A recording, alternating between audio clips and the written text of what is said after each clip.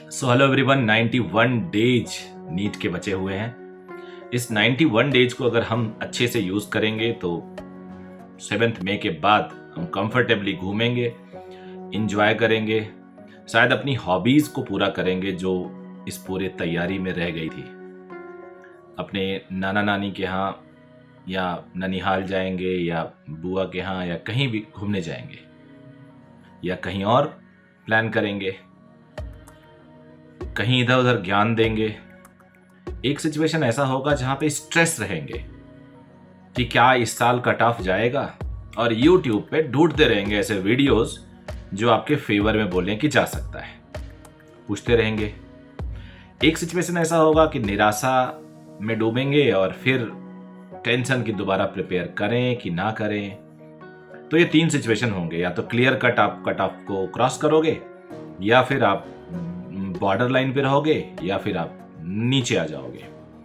तो ये तीनों सिचुएशन में आपको पता है पहला सिचुएशन सबसे बढ़िया है, बट फॉर्चुनेट लोग ही होते हैं जिनको पहला सिचुएशन मिलता है। पिछले कई दिनों से मैंने ये 100 डेज जब से स्टार्ट हुआ है रहना, मतलब 100 डेज जब नीट रह गया था उस दिन से मैंने वीडियो बनाना शुरू किया, 26 जनवरी से। आज 91 डेज रह गया आज के बाद। तो इस वीडियो में मैं उन पॉइंट्स, आपके जो कमेंट्स हैं उसी के पॉइंट्स को मैं चुन रहा हूँ। उसमें कई बच्चों के कमेंट थे, कई पेरेंट के कमेंट थे कि हमारे बच्चे के फिजिक्स में 120-30 से ज़्यादा नहीं बढ़ रहा है। तो फिजिक्स एक ऐसा टॉपिक है जो एक बड़ा कंसर्न है। कुछ लोग के 50-60 से ऊपर नहीं बढ़ रहा है, लेकिन दोनों का सिचुएशन डिफरेंट है। किसी के अगर 120 से ऊपर नहीं बढ़ रहे हैं, स्टिल वो बच्चा बहुत अच्छा स्कोर कर रहा है, 600 प्लस लेके आ रहा है, तो एक बड़ा कंसर्न है। किसी के 50-60 से ऊपर नहीं बढ़ रहे हैं, वो एक दूसरा कंसर्न है। दोनों को डिफरेंट तरीके से एड्रेस करते हैं। इस वीडियो में मैं दोनों बातों को एड्रेस करने की कोशिश करूंगा कि मैं दोनों चीज़ों को कैसे एड्रेस करूं। और अगर मैं इस वीडियो में जो जो पॉइंट बता रहा हूं आप फॉलो करोगे तो आपको फ़ायदा ज़रूर होगा। और मेरी आप सबसे रिक्वेस्ट होगी कि प्लीज़ आप अपने कमेंट को लिखें, so that we can discuss. मैं उस पर अगर लंबी चर्चा हो तो आपको बता सकूं, छोटी बहुत बात हो तो वहीं पे कमेंट का आंसर कर दूं। लेकिन इस वीडियो को आखिरी तक देखिएगा, छोटा ही वीडियो बनाता हूं आपको पता है। और इसको चैनल को जरूर सब्सक्राइब कर लीजिएगा, वीडियो जरूर लाइक करिएगा। तो चलिए अब डिस्कस करते हैं 120 या 130 नंबर लाने वाले स्टूडेंट के लिए। आप पार्ट वाइज टेस्ट लिख रहे हो, सपोज करो आप 8-10 पार्ट वाइज टेस्ट लिखे। हर टेस्ट के फिजिक्स में आपके नंबर 120-30 के आसपास रुक जा रहे हैं, या जो भी नंबर आ रहे हैं। आप अपनी कमियों को बिल्कुल क्लियरली इनफैक्ट 3 कैटेगरी में बांटिए। पहला, न्यूमेरिकल प्रॉब्लम। जैसे मान लो इस पूरे टेस्ट पेपर में मैंने 20 गलतियां की हैं, फिजिक्स में मान लो 20 गलतियां की या 10 गलतियां की या 15 गलतियां की, what ever the number is. उसमें से ए कैटेगरी है न्यूमेरिकल में कितने में मैंने गलती की, बी कैटेगरी है थ्योरेटिकल कितने में गलती की, और सी कैटेगरी है न्यूमेरिकल और थ्योरेटिकल के बीच में कुछ कंसेप्चुअल क्वेश्चंस जैसे कुछ होते हैं कि न्यूमेरिकल का ही एक सब पार्ट है, बहुत ज़्यादा कैलकुलेटिव तो नहीं है लेकिन थोड़ा ट्रिकी पार्ट है। इन तीनों में से आपने किस में ज़्यादा गलती की, so will come to know कि आप न्यूमेरिकल में ज़्यादा गलतियां कर रहे हो। ऐसे बच्चे जो 120-30 कर रहे हैं, जो 60 उठ के आसपास करते हैं, वो किसी में भी ज़्यादा गलती कर सकते हैं। तो आप अगर न्यूमेरिकल में ज़्यादा गलती कर रहे हो तो वो कॉन्सेप्ट जिस पे गलती कर रहे हो वो तो अच्छे से दोबारा पढ़ो ही, क्वेश्चन सॉल्व करो, उस चैप्टर में और जितने कॉन्सेप्ट्स हैं उसको भी दोबारा पढ़ लो। अब क्या होगा कि इस बार तो आपने एक कॉन्सेप्ट का एक न्यूमेरिकल गलत किया, हो सकता है इसी चैप्टर के दूसरे कॉन्सेप्ट से अगले टेस्ट में क्वेश्चन आ जाए, उसमें गलती कर दो। अब ये गलती करने के बाद सिमिलर कम से कम 8-10 क्वेश्चन को आप प्रैक्टिस और करो, सिमिलर क्वेश्चंस के प्रैक्टिस और करो। ध्यान से सुनिएगा मेरी बात। और PYQ में जाके आप उस कॉन्सेप्ट से रिलेटेड, उस चैप्टर से रिलेटेड और क्वेश्चन ट्राई करो। आप सोचोगे इतना कुछ करेंगे, बिल्कुल आपको इतना कुछ करना ही पड़ेगा। कोई शॉर्टकट है ही नहीं, कोई सब्स्टिट्यूट है ही नहीं। करना है तो करना है, अदरवाइज आपका सिलेक्शन रुक जाएगा। और अगर आपका सिलेक्शन रुक जाएगा तो क्या फायदा।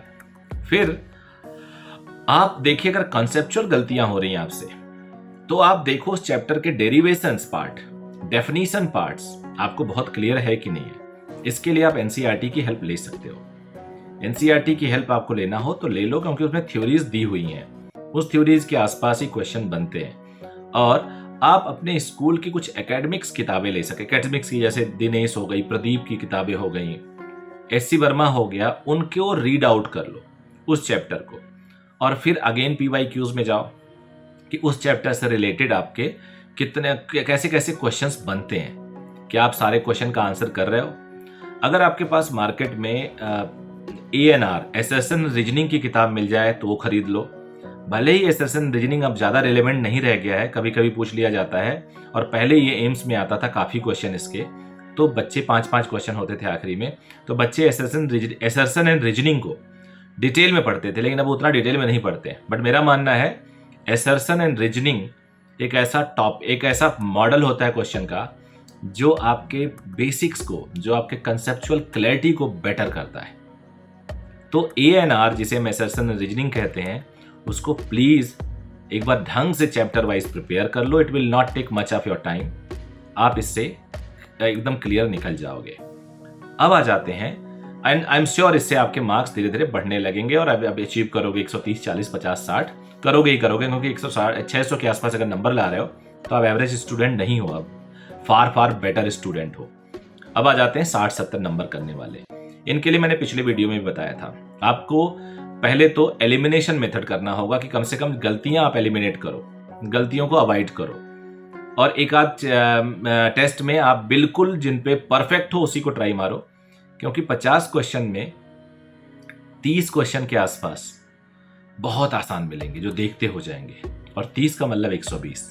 गलतियां तब होती हैं जब आप 30 से ज्यादा लालच करने लगते हो और आपकी अभी प्रिपरेशन अच्छी नहीं है। करना तो आपको 160-70 नंबर तक है मिनिमम उसके सिलेक्शन के लिए और अच्छे कॉलेज के लिए, लेकिन अगर 60 पे आप रुक जा रहे हो यानी आप बहुत ज्यादा नेगेटिव करते होगे, तो आप पहले 25 से 30 क्वेश्चन को ढंग से, जो आपको बिल्कुल परफेक्ट है, उस पर समय दीजिए। मत सोचिए 3 घंटे का पेपर है, मत सोचिए आपको फिजिक्स 1 घंटे में करना है या 45 मिनट में करना है 50 क्वेश्चन, आप सोचिए 30 क्वेश्चन को आपको 45 मिनट में करना है, 1 घंटे में करना है। उस हिसाब से आप प्लानिंग कीजिए, आपका इमीडिएट 20-30 नंबर अगले टेस्ट में बढ़ जाएगा। यानी आपको उन्हीं क्वेश्चन को ट्राई करना है जो बिल्कुल श्योर हो, आप पढ़ के तो पूरा जाएंगे, मेहनत करके पूरा जाएंगे, लेकिन उन्हीं को ट्राई करना है जिसपे आप पूरी तरह से श्योर हो। इस तरह से अगर आप करोगे तो 100% आपको बेनिफिट होगा, एंड मार्क्स तो बढ़ेंगे, सिलेक्शन के करीब जाओगे। और किसी टॉपिक पे आपको बात करना हो तो मेरे को आप मैसेज करिए, नीचे कमेंट करिए, और आपके जितने भी जानने वाले लोग हों इस वीडियो को वहाँ तक पहुँचाइए, सो दैट उनका भी फायदा हो।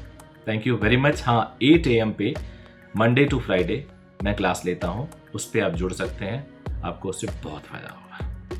Thank you very much, bye bye and take care.